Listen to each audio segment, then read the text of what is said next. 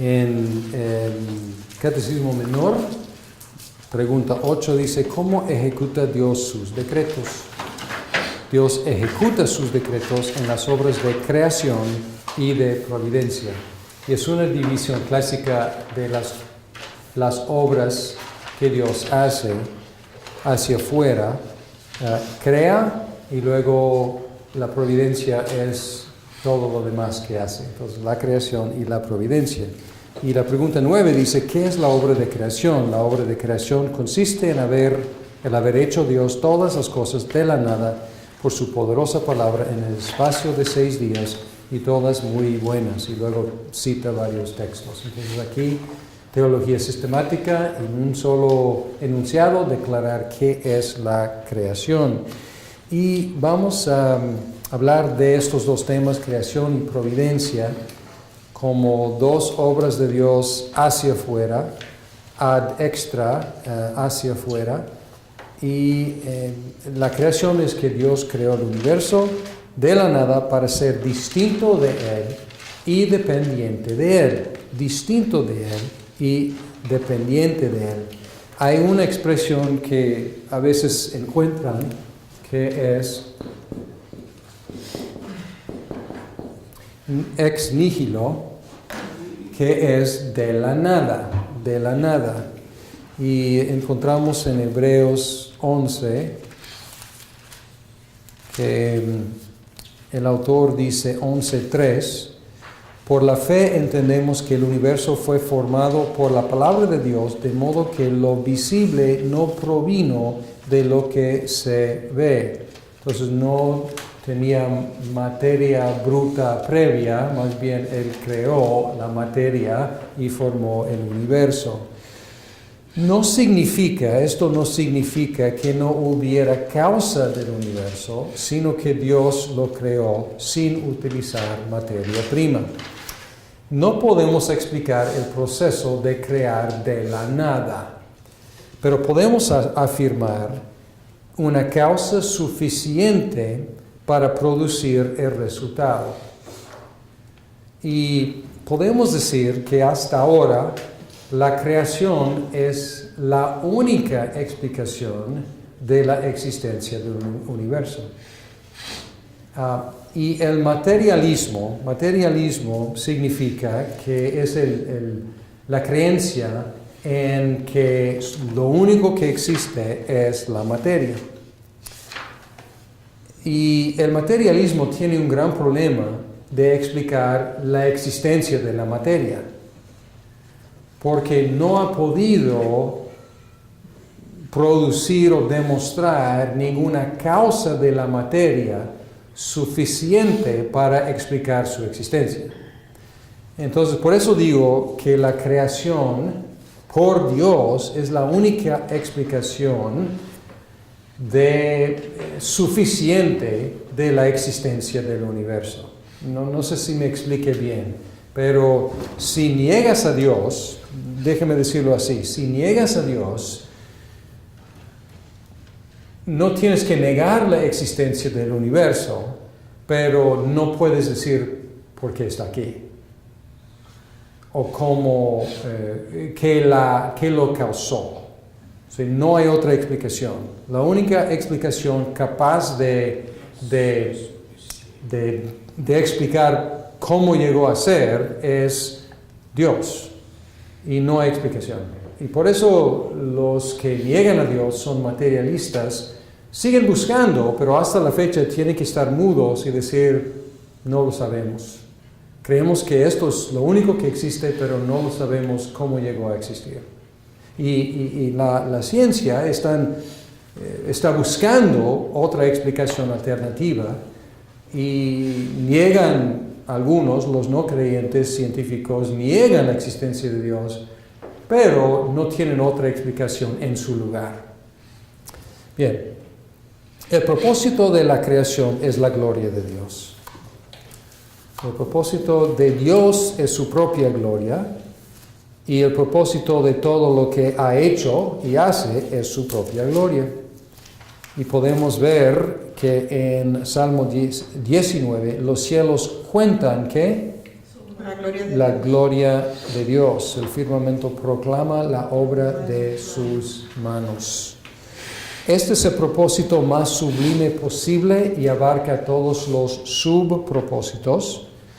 Podemos hablar de otros propósitos de Dios, la salvación de los elegidos, la condenación de los impíos, la adoración que le rendimos a Dios, estos subpropósitos, pero todos los propósitos son abarcados por el magna propósito que es la gloria de Dios. Esto suena a principio como algo presuntuoso. Para una criatura, autoglorificación sería una gran presunción. Sería un gran egoísmo. Pero para Dios es una necesidad porque es el propósito más sublime.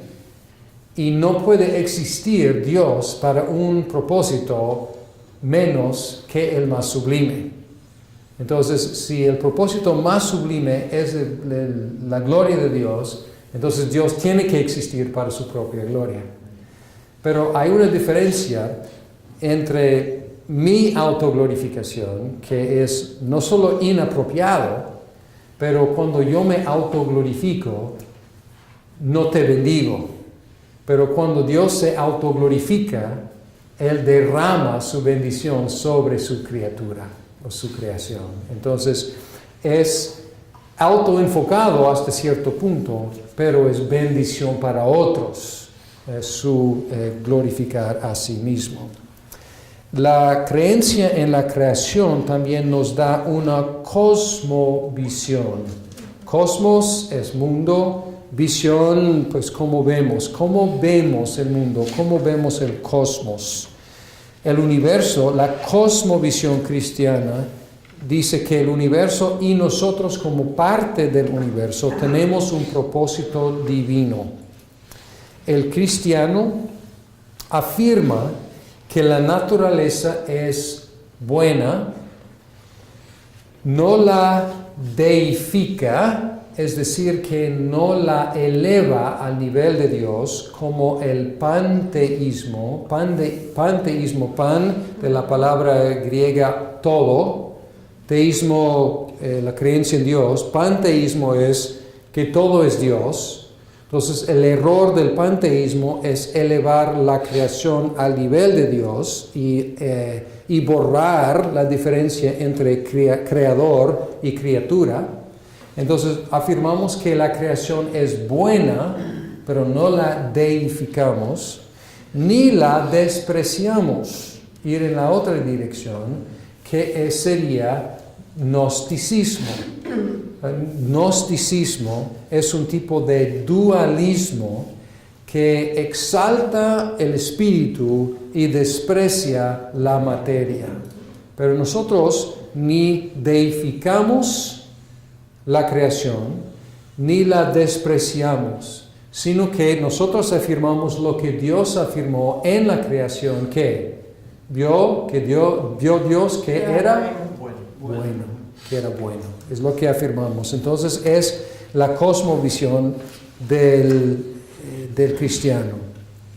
Y recibimos también la naturaleza como un encargo de Dios para cuidarla y cultivarla para la gloria de Dios. Entonces esto nos da una visión de lo que es el universo y también nos da una visión de nuestra parte en este universo, como los cuidadores y cultivadores para la gloria de Dios.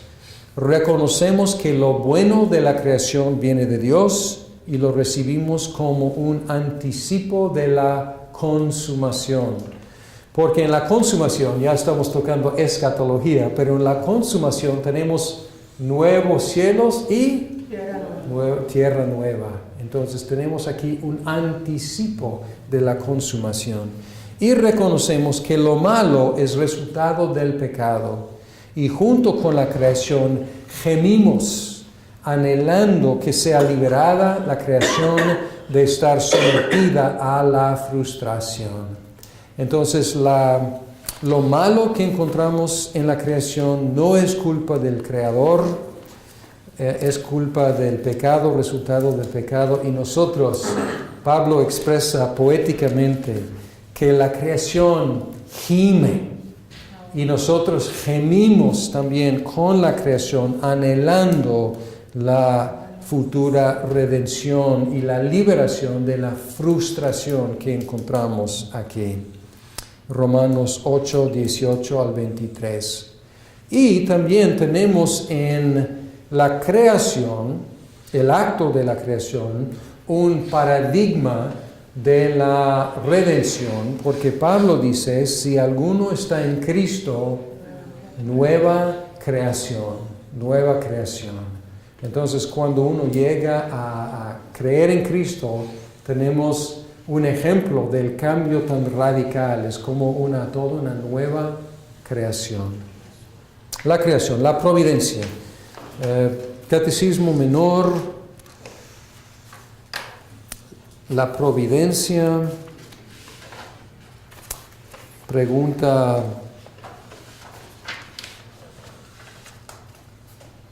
déjeme leer 7. Dice, ¿qué son los decretos de Dios?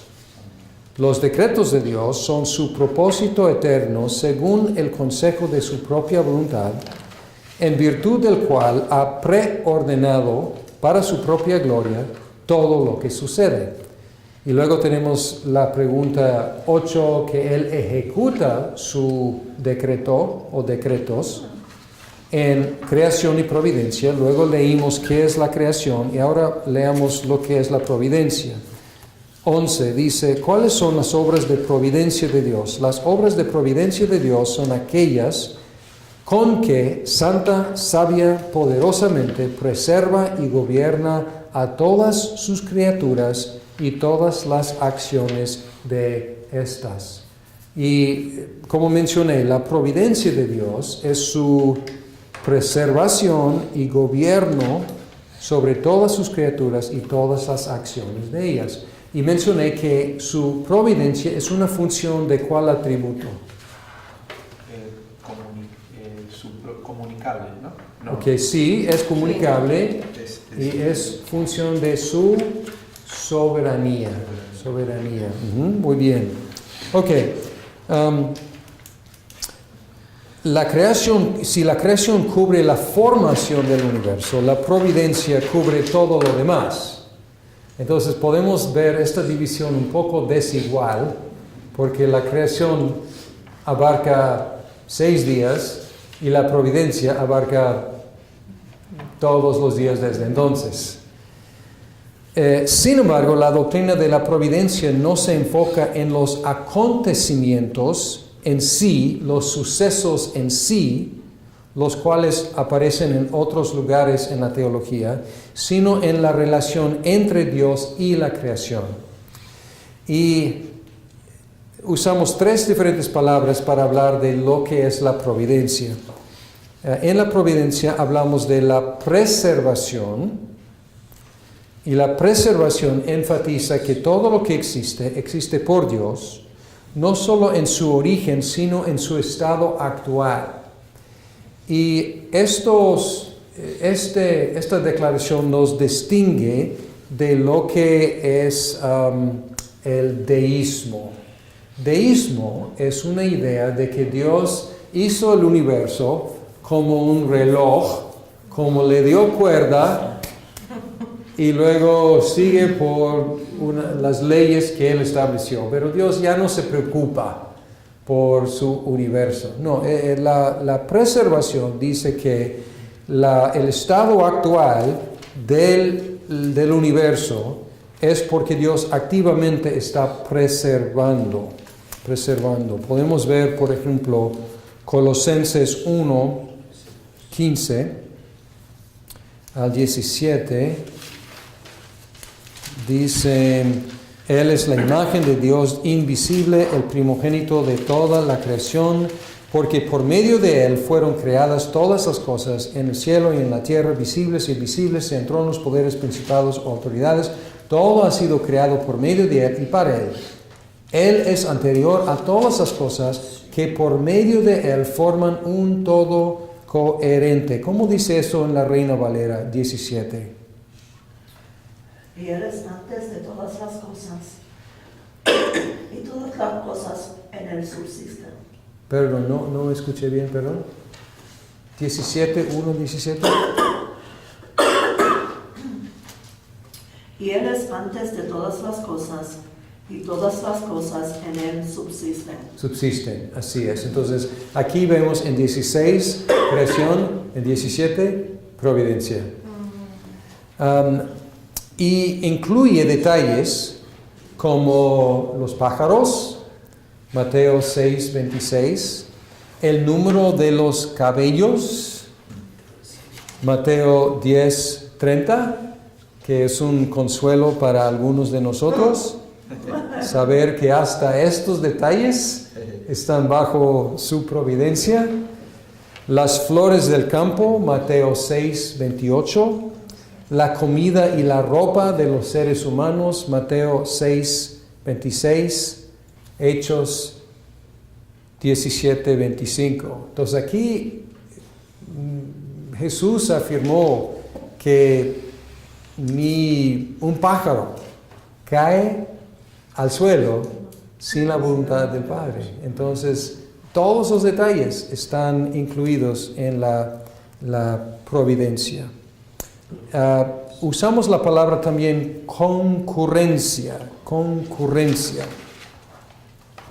Y en la concurrencia, hablamos de la concurrencia cuando hablamos de la revelación y sobre todo la inspiración de la Biblia. Y la concurrencia son dos corrientes que confluyen, que fluyen juntas. Y en la concurrencia enfatizamos que Dios es la primera causa de todo lo que existe, todo lo que sucede, y al mismo tiempo Él obra frecuentemente por medio de causas secundarias. Y encontramos este lenguaje en la literatura teológica. Causa primaria, primera causa siempre es Dios.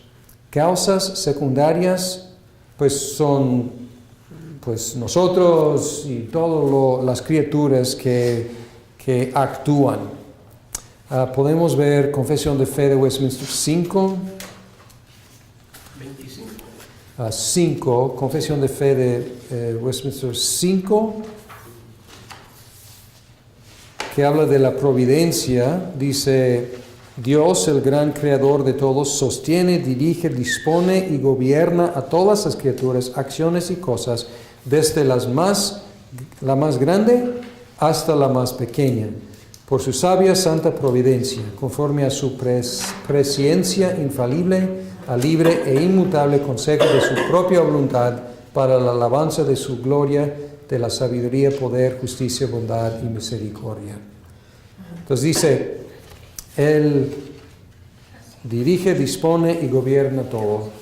Y luego en el segundo párrafo dice: aunque con respecto a la presciencia, es decir, conocer de antemano, y decreto de Dios, quien es la primera, todas las cosas sucederán inmutable e infaliblemente. Sin embargo, por la misma providencia las ha ordenado de tal manera que sucederán conforme a la naturaleza de las causas secundarias, sea necesaria, libre o contingentemente. No vamos a entrar en todos esos detalles, pero si cae este libro, pues desde mi mano hasta el atril, podemos preguntar por qué cayó. Y podemos decir que Dios decretó que cayera. Él es la primera causa. Sin embargo, podemos dar otras explicaciones porque hay otras causas secundarias. Y otras causas secundarias, aunque no entendemos bien qué es la gravedad, podemos decir que pues hay algo, un fenómeno, que cuando se suelta algo va para abajo en lugar de para arriba o a la derecha o a la izquierda. Y los científicos están pues explicando más y más qué es la gravedad. Entonces podemos decir que la gravedad es una causa. O podemos decir que el maestro soltó el libro, entonces es una causa también. Entonces es un ejemplo tonto de causa primaria, causas secundarias. Pero la idea de la concurrencia es que el decreto eterno de Dios, que decretó desde toda la eternidad que iba a caer este libro, concurre con el propósito del profesor de dar un ejemplo, las leyes naturales del planeta que habitamos, etc. Me explico, es la concurrencia. Bien, y la última palabra que utilizamos es gobierno. El gobierno enfatiza que Dios va a lograr sus propósitos. Y este gobierno incluye los actos humanos, tanto buenos como malos. Entonces, otra vez, es una función de su soberanía. Preserva y gobierna, y frecuentemente son causas concurrentes, su decreto y las actividades de los seres humanos y animales, ángeles también. Bien, creación.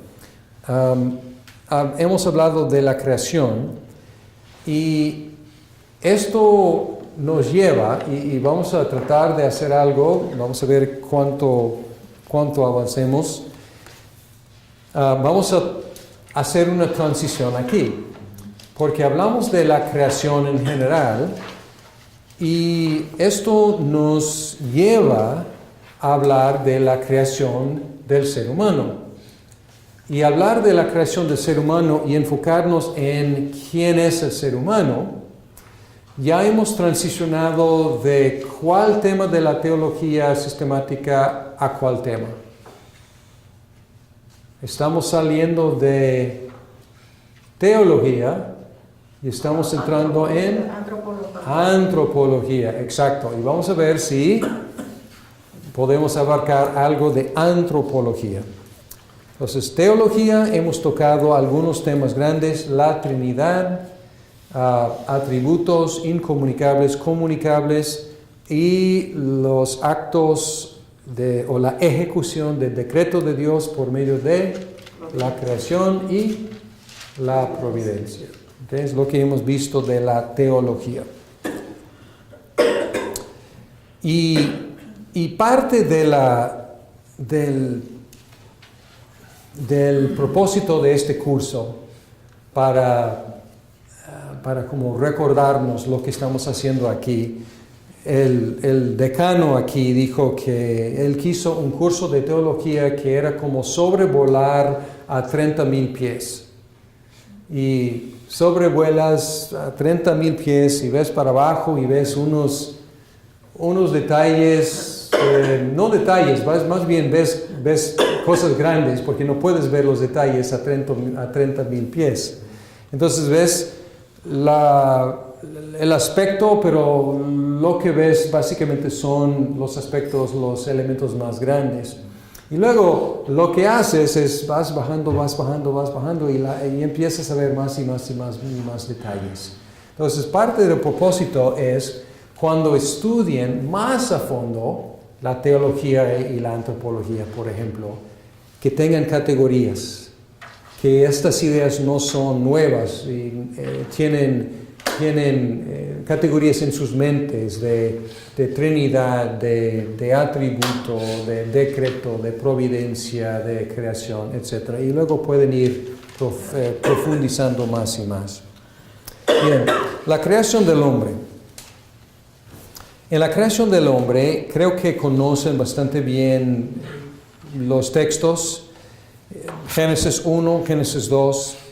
Tenemos unos elementos que el humano tiene en común con los animales. Y en sus notas, si quieren hacer algo grande que dice antropología para marcar que estamos empezando una nueva sección, elementos que tenemos los seres humanos en común con los animales. 1.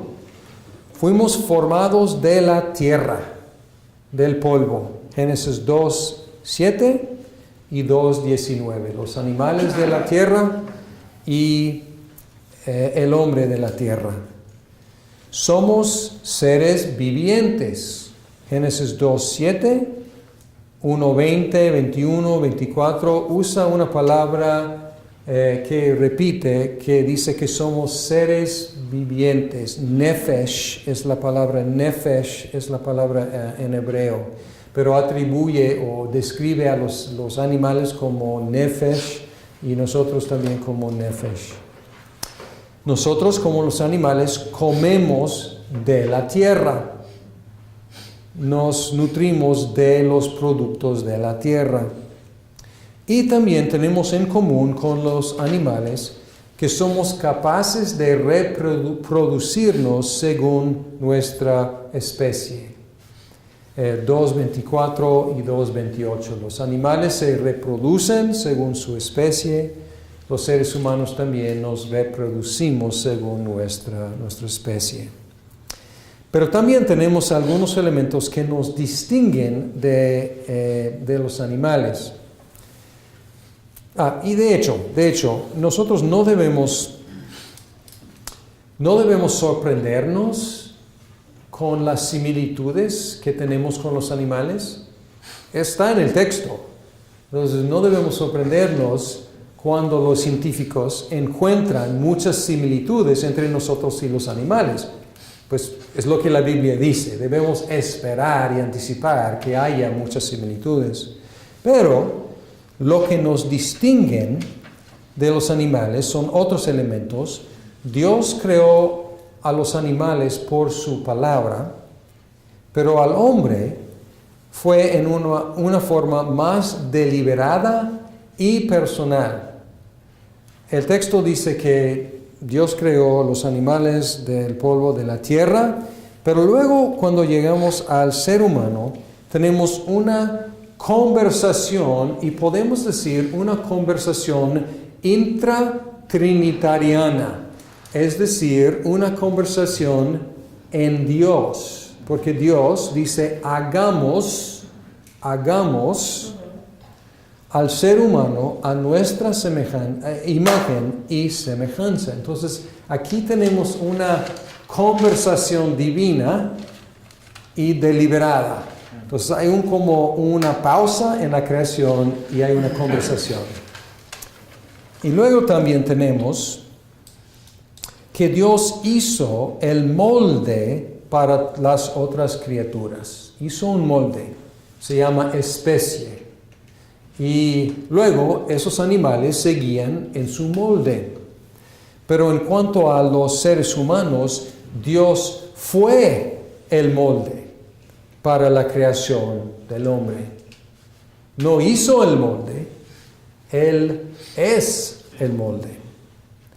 Hagamos al ser humano a nuestra imagen y semejanza.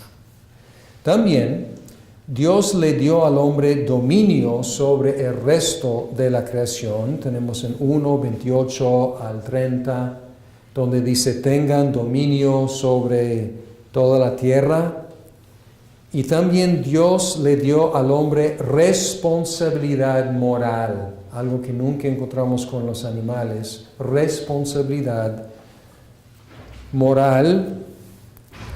En 2:9, por ejemplo, dice que Dios, el Señor, hizo que creciera toda clase de árboles hermosos, los cuales daban frutos buenos y apetecibles. En medio del jardín hizo crecer el árbol de la vida y también el árbol del conocimiento del bien y del mal. Y luego tenemos la prueba, en 16 y 17, donde dice, no deben comer de ese árbol. Entonces les dio responsabilidad moral. Y Dios vivificó al hombre en otra forma distinta a los animales. Vivificó al hombre en una forma directa, entregándose Dios al hombre en 2:7. le dio vida, dice, versículo 7, y Dios el Señor formó al hombre del polvo de la tierra en común con los animales, ¿de acuerdo? Igual que los animales, pero luego dice, y sopló en su nariz hálito de vida, y el hombre se convirtió en un ser viviente. Todos llegaron a ser nefeshim, seres vivientes, pero él se entregó directamente al hombre para darle vida. ¿Y qué encontramos entonces de lo que es el ser humano? El ser humano es corporal. El ser humano es cuerpo. El ser humano fue creado material y su cuerpo es bueno en gran manera. Encontramos en la creación este refrán: y vio Dios que era bueno, y vio Dios que era bueno, etcétera, etcétera, y luego crea al hombre y dice, y vio Dios que era bueno en gran manera, vio que era muy bueno. Otra cosa que encontramos, que no es natural que el cuerpo del hombre muera, no es natural, es consecuencia del pecado. Y la muerte introdujo un elemento foráneo a la existencia del hombre, una separación que no debía acontecer. Así que no debemos desarrollar nuestras ideas sobre la naturaleza del hombre tomando la condición no natural, que es la muerte, como la norma. Por eso no es correcto decir que el hombre tenga un cuerpo, como si el hombre fuera una cosa y tuviera un cuerpo como algo opcional. Más bien es correcto decir el hombre es un cuerpo. Nuestro servicio a Dios es corporal. Romanos 12. 1 y 2. ¿Qué debemos presentar a Dios? Nuestros cuerpos. Nuestra salvación también es corporal. Romanos 8:23. ¿Qué estamos anhelando? La redención de nuestros cuerpos. Y nuestra eternidad es corporal. Encontramos en 1 de Corintios que Pablo está enfatizando que anhelamos la resurrección de los muertos, y dice que si Cristo resucitó de los muertos, también vamos a resucitar de los muertos. Y dice aquí, lo cierto es que Cristo ha sido levantado de entre los muertos como primicias de los que murieron.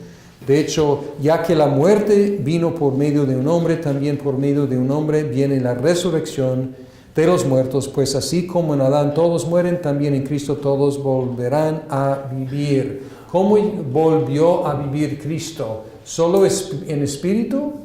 No, en cuerpo. Entonces nuestra eternidad es corporal. ¿Por qué? ¿Cuál es la...?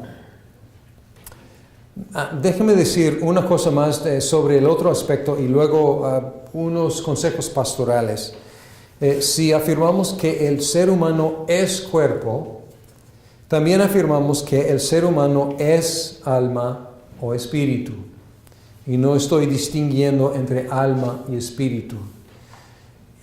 Podríamos agregar mente, corazón, carne, pero alma y espíritu son los conceptos más comunes en la teología. Cuando afirmamos que el hombre es alma o espíritu, estamos enfatizando su relación vertical en dependencia de Dios. Cuando decimos que el ser humano es cuerpo, estamos enfatizando nuestra relación horizontal con la creación material. Cuando decimos que el hombre es espíritu, estamos enfatizando que nosotros tenemos una relación vertical con Dios. Ahora, concluimos que el ser humano es una unidad con dos dimensiones, corporal, espiritual, no son dos partes, sino existe en dos dimensiones. Y la muerte entró como una tragedia que destruyó temporalmente la integridad fundamental del ser humano. Ahora, los consejos pastorales. A veces encuentro, aún entre cristianos, que en los funerales nosotros hablamos como si fuéramos gnósticos, como si despreciáramos lo material. Porque la gente habla en una forma muy antibíblica, a veces en los funerales, acerca del cuerpo humano. Dicen cosas como, nuestro ser querido ya se libró de la prisión de su cuerpo, ya está libre. Es una declaración dualista, es una declaración gnóstica, no es una declaración bíblica. Al contrario, debemos estar diciendo, la muerte como invasor ha disuelto la unidad de nuestro ser querido. Y temporalmente, su cuerpo yace aquí y está directamente, espiritualmente con Dios inmediatamente. Pero en la resurrección, esta situación, esta anomalía de esta desintegración de la unidad del ser humano se va a reparar y va a ser unido otra vez como ser corporal y ser espiritual. Porque cuando despreciamos la materia y despreciamos el cuerpo humano, estamos realmente despreciando la resurrección de los cuerpos y por implicación despreciando la resurrección corporal de Cristo. Entonces, lo que he encontrado recientemente, sobre todo en mi regreso a los Estados Unidos, es que en lugar de tener funerales o servicios de conmemoraciones, tenemos celebraciones de vida. Y la gente en estos funerales dicen cosas como, no vamos a pensar en la muerte, vamos a celebrar su vida. Y aprecio la celebración de la vida del difunto. Desde luego, es uno de los propósitos. Pero cuando ignoramos lo que pasamos aquí, estamos como pasando por alto la tragedia de la muerte, lo foráneo de la muerte y lo temporal de la muerte, que va a ser deshecho por la resurrección de los cuerpos, que es garantizada por la resurrección de Cristo. Entonces, cuando yo entro en un funeral como un pastor, quiero hacer tres cosas. Quiero lamentar la muerte. En la tumba de Lázaro, ¿qué hizo Jesús? Lloró. A pesar de saber que en unos momentos más, ¿qué iba a hacer? Levantarlo. ¿Por qué lloró? Yo creo que lloró y se molestó. Dice que se conmovió, pero la palabra es fuerte. Se molestó. ¿Con qué? La muerte. Porque ¿qué hace la muerte? La muerte disuelve la unidad de la creación. La muerte deja un lugar vacío en la mesa.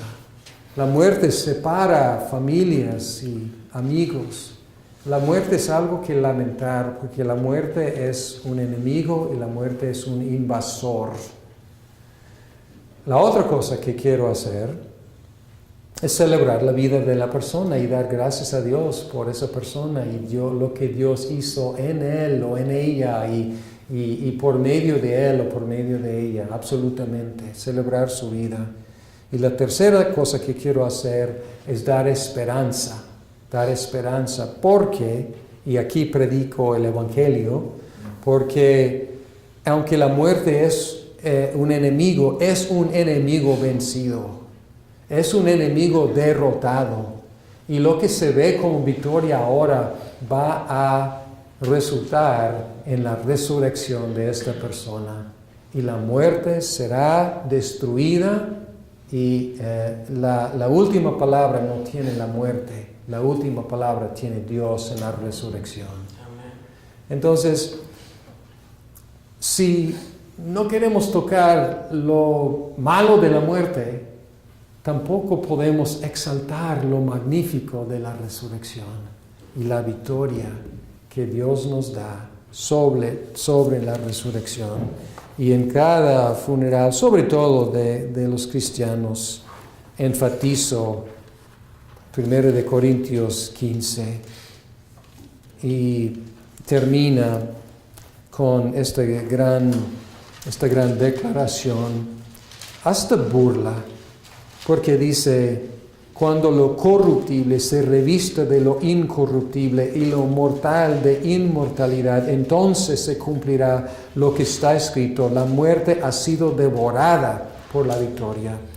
Y luego la burla. ¿Dónde está, oh muerte, tu victoria? ¿Dónde está, oh muerte, tu aguijón? El aguijón de la muerte es el pecado y el poder del pecado es la ley, pero gracias a Dios que nos da la victoria por medio de nuestro Señor Jesucristo. Entonces, es un enemigo, pero un enemigo derrotado. Nosotros todavía en esta vida, nosotros vamos a experimentar la tristeza de la muerte, pero por medio de Cristo nos da la victoria. Bien, pues un consejo pastoral. En la muerte, puedo dar muchas anécdotas, pero en la muerte de mi suegro, que me tocó muy profundamente, yo participé con otro pastor y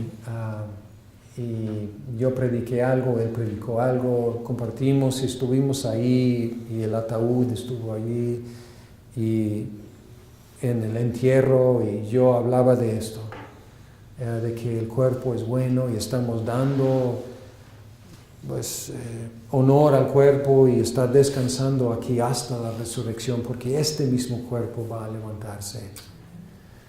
Y luego el otro pastor dijo que mi suegro había dejado su traje terrenal, como despreciando y minimizando lo que había pasado ahí. Entonces dije, sí, en un sentido, sí, o sea, lo temporal, lo afectado por el pecado, lo ha dejado atrás, sí, es cierto, pero nunca quiero minimizar, ni minimizar lo bueno del cuerpo, ni minimizar lo triste de la invasión de la muerte. Bien. Ok, hasta ahora con eso. Bien, vamos a hablar de la imagen de Dios. Tenemos unos textos principales, Génesis 1, 26, 27. También en Génesis 5 tenemos algo interesante. Porque tenemos la creación del hombre, Génesis 1, 26, 27, hagamos al hombre según nuestra semejanza, imagen y semejanza. Entonces está usando imagen y semejanza intercambiablemente. Son sinónimos, no son dos diferentes términos indicando dos diferentes conceptos. Y luego 5, 1 al 3 dice, esta es la lista de los descendientes de Adán. Cuando Dios creó al ser humano, lo hizo a semejanza de Dios mismo. Los creó hombre y mujer y los bendijo. El día que fueron creados los llamó seres humanos. Cuando Adán llegó a la edad de 130 años, tuvo un hijo a su imagen y semejanza y lo llamó Set. Interesante. Entonces, Dios hizo a Adán a su imagen y semejanza.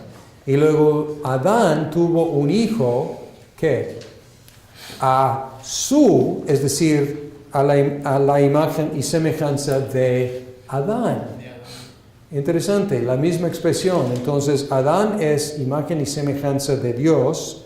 Set es imagen y semejanza de Adán, que es imagen y semejanza de Dios. Entonces, ¿qué podemos concluir? Que Set es también imagen y semejanza de Dios. Es decir, por la procreación normal se reproduce según la especie. ¿Y qué es la especie? Imagen y semejanza de Dios. Fascinante, ¿no? Pensar en la procreación como la transmisión de la semejanza e imagen de Dios mismo. Santiago 3:9. Santiago 3:9 habla de nuestra lengua. Y somos capaces de usar nuestra lengua para alabar a Dios, bendecir a Dios y luego maldecir a las personas. Y dice aquí, con la lengua bendecimos a nuestro Señor y Padre y con ella maldecimos a las personas creadas a la imagen de Dios. Aquí tenemos esta expresión muy después del primer pecado. Entonces, los seres humanos todavía, dice aquí, que cuando maldecimos a los seres humanos, estamos maldiciendo a los que son creados a la imagen de Dios. La conclusión es que, aún después del pecado, somos imagen de Dios.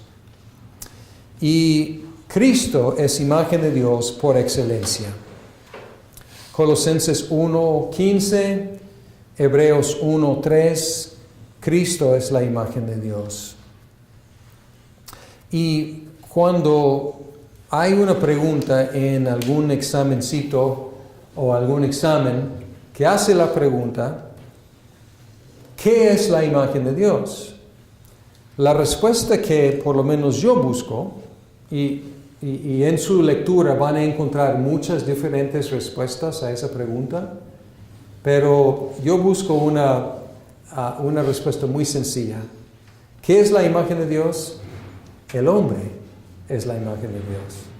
Lo que van a encontrar en la literatura sobre la imagen de Dios es que algunos buscan algún aspecto del ser humano que es la imagen de Dios. Por ejemplo, la sabiduría o el habla o la capacidad de relacionarnos con Dios o el dominio sobre los animales. Y tratan de decir, ese aspecto del ser humano es la imagen de Dios. O algunos buscan algo en Dios que es su imagen. Pero no es algo en Dios, ni un aspecto en nosotros, sino nosotros mismos. Y lejos de limitar el concepto, esto expande el concepto considerablemente, porque dice que nosotros reflejamos a Dios.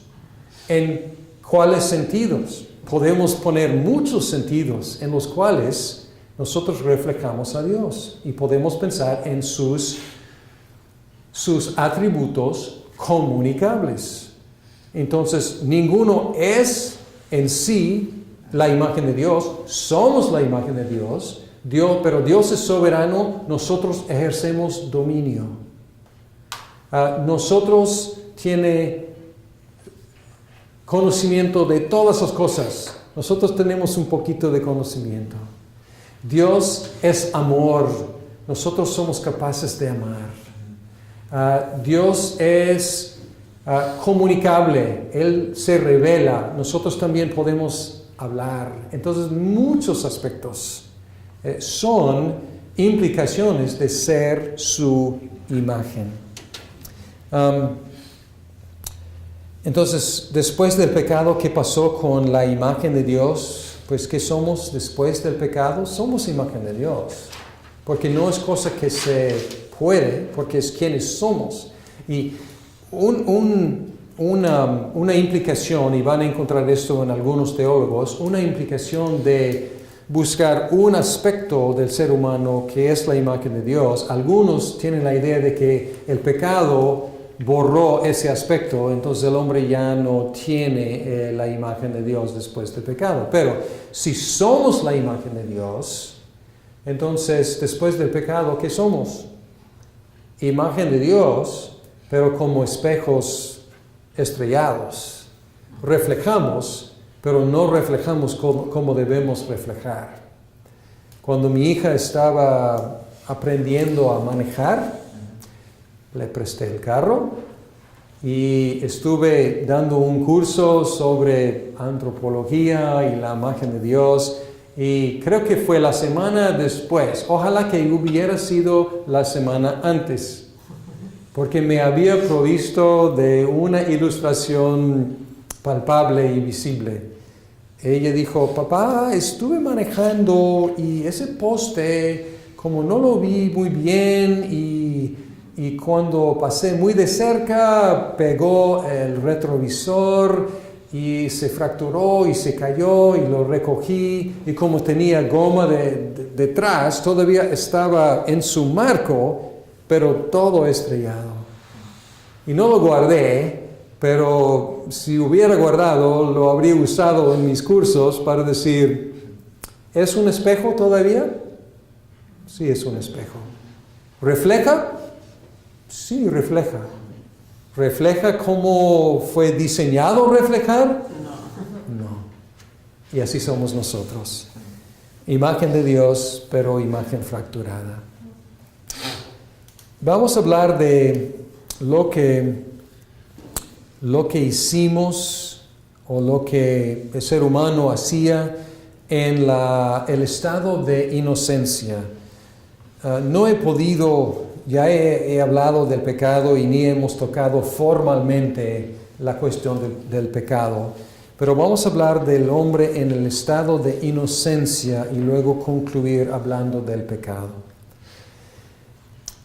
Actividades del hombre como imagen de Dios en la creación. Ya hemos mencionado algunos, pero voy a poner aquí juntos. Reproducir y llenar la tierra, 1:28. Y aquí procrear es como un reflejo de crear. Procrear es como un reflejo, no es lo mismo que crear, porque procrear es un uso de materia que se crece en una forma distinta, pero creación es de la nada, procreación no es de la nada, pero refleja. Disfrutar placer corporal, por ejemplo, comer, tener relaciones sexuales, descansar así como Dios descansó en el séptimo día, trabajar y cultivar la tierra, Génesis 2:5, 8, 15, casarse, 2:18, 2:25. Entonces, en la creación había instituciones, institución de trabajo, institución de descanso, institución de matrimonio, institución de familia. Entonces, instituciones creacionales. Es interesante, hasta la fecha tenemos estas mismas instituciones. Y estas instituciones son en todas las sociedades humanas, hasta la fecha. Y son bendiciones para todas las sociedades, porque nos llegan a todos los seres humanos por creación. Y luego también tenemos en la creación, en el huerto, tenemos esta prueba que hemos mencionado. Los humanos eran justos, pero no inmutables. O podríamos decir justos, pero mutables. ¿Qué es mutable? Cambiables. Vivían, pero no habían sido confirmados en la vida eterna. Y el árbol del conocimiento del bien y del mal fue una prueba arbitraria, podemos decir. Arbitraria. ¿En qué sentido? Lo único que distinguía ese árbol del conocimiento del bien y del mal, de los otros árboles, era la palabra de Dios. No era árbol mágico, no era árbol venenoso, era un árbol que la misma Eva vio que era agradable, era bueno para comer, como todos los demás árboles. Entonces el árbol en sí no era especial. Lo único que distinguió ese árbol de otros árboles era la palabra de Dios. Y así vemos la naturaleza de la prueba. La naturaleza de la prueba fue si ellos iban a obedecer simplemente porque Dios lo dijo. Simplemente porque Dios lo dijo. Porque no era cuestión de, pues no hay que comer de ese árbol porque es venenoso y les va a dañar. No, simplemente Dios dijo que no. Y la pregunta que algunos hacen es, ¿cómo funcionó como agente del conocimiento del bien y del mal? ¿Cómo funcionó? Y algunos dicen, al no comer iban a conocer el bien y el del mal, y otros dicen que al comer iban a conocer, distinguir entre el bien y el del mal. Y yo considero que los dos tienen la razón. De cualquier forma, ese árbol iba a darles la clase sobre lo que es bueno y lo que es malo, lo que es el bien, lo que es el mal. Si no comieran, sabrían que el no comer es bueno, es decir, el obedecer a Dios es bueno, y el comer o desobedecer a Dios es malo. Tendrían conocimiento del bien y del mal, simplemente por la prueba. Si comieran, también sabrían que desobedecer a Dios es malo, obedecer a Dios es bueno, pero su conocimiento sería ya experimental. Ya habían experimentado lo bueno, pero también tendrían experiencia del mal. Entonces, la pregunta fue si ellos dejarían que Dios fuera Dios y ellos criaturas dependientes, o si ellos fueran a declararse autónomos. Auto, uno mismo, nomos, ley. Si ellos iban a declararse una ley para sí mismos. Y nosotros hablamos en la teología reformada del pacto de obras. Pacto también se llama pacto de vida o pacto de creación. Y en la confesión de fe, sigo con el catecismo y luego la confesión de fe. Catecismo menor 12 dice aquí: ¿qué acto particular de providencia ejecutó Dios respecto del hombre en el estado en que éste fue creado? Respuesta: cuando Dios hubo creado al hombre, hizo con él una alianza de vida, bajo condición de perfecta obediencia, vedándole a comer del árbol de la ciencia del bien y del mal, so pena o bajo pena de muerte. Y luego 16 dice: cayó todo el género humano en la primera transgresión. Dice aquí: habiendo hecho la alianza con Adán, no para él solo, sino también para su posteridad, todo el género humano, descendiendo de él según la generación ordinaria, pecó en él y cayó con él en su primera transgresión. Entonces, y también confesión de fe 7:2 es sobre el pacto, y luego 7:2 dice: el primer pacto hecho con el hombre fue un pacto de obras. Catecismo menor lo llama alianza de vida, aquí lo llama pacto de obras, es el mismo arreglo. El primer pacto hecho con el hombre fue un pacto de obras en el que se prometía la vida a Adán y en este a su posteridad bajo la condición de una obediencia personal perfecta. Entonces, ¿cuál fue el arreglo aquí? El arreglo fue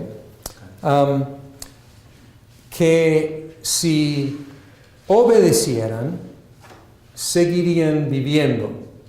Por eso se llama pacto de obras, porque la vida eterna dependería de su obra de obedecer. Y si desobedecieran, morirían. Y su muerte sería resultado de su obra de desobedecer. La Biblia nunca menciona explícitamente el pacto de obras y algunos teólogos ponen objeción de llamar este arreglo pacto de obras o alianza de vida. Pero tenemos los elementos de un pacto. 2 partes, condiciones, promesas y sanciones. Sanciones, amenazas por transgredir el pacto. Además, tenemos algo muy interesante. ¿Cuál fue la amenaza por desobediencia? En el día en que comas, morirás. La muerte. Entonces, Adán y Eva desobedecieron. Y luego tuvieron hijos. ¿Y qué pasó eventualmente con sus hijos? Uno Murieron. Y luego sus hijos, ¿qué pasó con ellos? Murieron. ¿Y luego sus hijos? Murieron. Y si seguimos leyendo el Génesis, encontramos un refrán. Y vivió tantos años y murió. Vivió tantos años y murió. Pero un momento, ninguno de ellos habían comido del árbol del conocimiento del bien y del mal. Entonces podemos encontrar aquí que el arreglo con Adán fue un arreglo con Adán como representante de la humanidad. Y de hecho, ¿cómo se llama Adán? Varón. ¿Perdón? Varón. Varón, sí. Y la palabra Adán es la palabra hombre. Entonces, ¿quién es Adán? Adán es hombre. Y esto enfatiza que él funcionó como la cabeza pactual, si podemos decirlo así, la cabeza del pacto en el cual la cabeza, el representante, lleva consigo toda su posteridad ordinaria. Y encontramos una confirmación de esta idea en Romanos capítulo 5. Romanos 5. Donde en versículo 12, donde dice, por medio de un solo hombre el pecado entró en el mundo y por medio del pecado entró la muerte. Fue así como la muerte pasó a toda la humanidad porque todos pecaron. Antes de promulgarse la ley, ya existía el pecado en el mundo. Es cierto que el pecado no se toma en cuenta cuando no hay ley. Sin embargo, desde Adán hasta Moisés, la muerte reinó, incluso sobre los que no pecaron quebrantando un mandato como lo hizo Adán, quien es figura de aquel que había de venir. Ahí tienen Reina Valera, versículo 14. ¿Quién es qué? ¿Tienen ahí? Reina Valera. ¿Qué parte? 14. ¿no? Sí, 14, al final de 14. No obstante, reinó la muerte desde Adán hasta Moisés, aun en los que no pecaron a la manera de la transgresión de Adán, el cual es figura del que había de venir. ¿Qué figura? Ok, la palabra ya es tipos, es tipo, y en otro curso a lo mejor hablaremos de la tipología, pero brevemente tenemos tipos en el Antiguo Testamento que son anticipaciones, anticipos de Cristo, y Cristo es la culminación, el cumplimiento, y aquí tenemos algo muy, usa la palabra tipos, y luego 15, pero la transgresión de Adán no puede compararse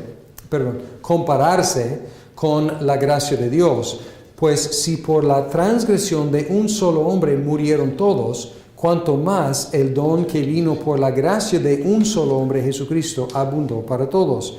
Tampoco se puede comparar la dádiva de Dios con las consecuencias del pecado de Adán. El juicio que lleva a la condenación fue resultado de un solo pecado, pero la dádiva que lleva a la justificación tiene que ver con una multitud de transgresiones. Pues si por la transgresión de un solo hombre reinó la muerte, con mayor razón los que reciben en abundancia la gracia y el don de la justicia reinarán en vida por medio de un solo hombre, Jesucristo. Luego 18. Por tanto, así como una sola transgresión causó la condenación de todos, también un solo acto de justicia produjo la justificación que da vida a todos. Porque así como por la desobediencia de uno solo, muchos fueron constituidos pecadores, también por la obediencia de uno solo, muchos serán constituidos justos. Ahora, estamos adelantándonos mucho, ya estamos en la cristología, pero la idea aquí es ver lo que dice acerca de Adán. Dice que en cuanto a Adán, que él pecó, y todos nosotros fuimos condenados por su pecado. Luego dice que también nosotros pecamos. Pero podemos ver aquí que este arreglo es un arreglo de pacto, un arreglo de alianza, que Dios prometió a Adán y a su posteridad las consecuencias de sus obras. Entonces este es el pacto de obras. La promesa explícita, comer y morir; la promesa implícita, no comer y ser confirmado de la vida en la vida eterna. Esta es la situación antes del pecado, este es el arreglo. Ustedes saben lo que pasó. Él pecó, él desobedeció. Y esto nos lleva a la cuestión de qué es el pecado. Y es el último tema que vamos a tocar en la antropología. La cuestión de cómo pudo entrar pecado en el mundo creado por Dios es una que no podemos contestar. No sabemos. ¿Cómo entró el pecado en el mundo? No se sabe. Y lo único que podemos hacer es entender lo que es el pecado. Y hay muchas definiciones, y a lo mejor van a encontrar en su lectura diferentes definiciones del pecado. Pero el primer pecado nos ayuda a entender lo que es. Pecar es desobedecer la ley de Dios. Desobedecer la ley de Dios. Y hay dos formas de desobedecer la ley de Dios. Cuando Dios da un mandato positivo, amarás a tu prójimo como te amas a ti mismo. Desobedecer ese mandato sería ¿qué? No amar a nuestro prójimo. Entonces Dios dijo algo positivo: amarás. Y si no amamos, pecamos porque desobedecemos su ley. Pero nuestro pecado fue no hacer nada. Omitimos hacer algo. Entonces sería una transgresión de un pecado de omisión. Pero si Dios prohíbe algo, si Él dice no matarás, y nosotros matamos, nosotros cometimos un pecado. Sería un pecado de comisión cuando Él prohíbe y nosotros sí lo hacemos. Y podemos encontrar en Catecismo Menor esta definición del pecado. Y dice aquí, ¿qué es el pecado? El pecado es la falta de conformidad con la ley de Dios o la transgresión de ella. Falta de conformidad con la ley de Dios o la transgresión de ella. Falta de conformidad a la ley de Dios es el pecado de omisión. No me conforme al mandato positivo. Y transgresión de ella es el pecado de comisión, de hacer lo que Él prohibió. Y se habla en la teología del pecado original y se hablan de pecados actuales. Y a veces no se entiende bien lo que es el pecado original, porque el pecado original no es el primer pecado. O sea, el pecado de Adán fue el primer pecado. El pecado original es algo que tenemos nosotros y es algo que leímos aquí en Romanos 5. El pecado original tiene dos aspectos: la culpabilidad y la corrupción que heredamos de Adán. Somos culpables porque Adán pecó. Y también somos corruptos porque Adán se corrompió. Es el pecado original. Culpables por el pecado de Adán, corruptos por la corrupción que heredamos de Adán. El pecado original. El pecado actual es el pecado que cometimos frecuentemente, los pecados que cometimos. Pero si hacemos la pregunta, y a veces en mi clase con los niños o de adultos de catecismo, hago esta pregunta después de estudiar el pecado. ¿Somos pecadores porque pecamos o pecamos porque somos pecadores? Entonces, ¿somos pecadores porque pecamos o pecamos porque somos pecadores? Pecamos porque somos pecadores. Pecamos porque somos pecadores, exacto. Somos pecadores porque Adán pecó. ¿Y luego qué hacemos? Pecamos. Es el pecado original y es el pecado actual. ¿Y cuál es la reacción natural del ser humano a esto? Culpar. Pues sí, culpar a Adán. Adán culpó a Eva y Eva culpó a la serpiente. Pero nuestra reacción natural es decir, esto no es justo. ¿Cómo es posible que yo sea culpable por algo que otro hizo? ¿Cómo es posible que yo esté corrompido por un error que cometió mi antepasado? Y hay dos respuestas, y concluimos con estas, anticipando el próximo tema que vamos a ver, si Dios permite, en 8 días. Dos respuestas. Una respuesta es, en todas las sociedades humanas, las acciones de unos miembros afectan a los demás. Esto es algo normal.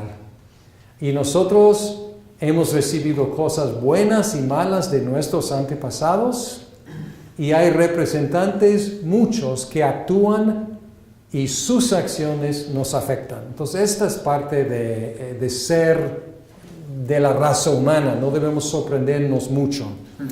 Pero la otra respuesta es aún más fuerte. Y debemos notar, y lo que vimos aquí en Romanos 5, debemos notar que el mismo mecanismo que sirvió para nuestra condenación es el mecanismo que sirve para nuestra justificación. Porque como vimos, y no vamos a entrar aquí a detalle porque ya estamos transicionando de antropología a ¿qué? Cristología, exacto. Entonces ya terminamos con el pecado pero con un vistazo hacia lo que viene, porque no quiero dejarnos en la condenación, pero el mismo mecanismo que nos condenó también nos salva, por medio de un hombre representativo que está bajo prueba y nosotros recibimos según sus obras. Adán pecó, somos condenados en él. Cristo fue justo y en él, por medio de la fe, podemos ser justificados. Pero más sobre esto cuando lleguemos a la Cristología.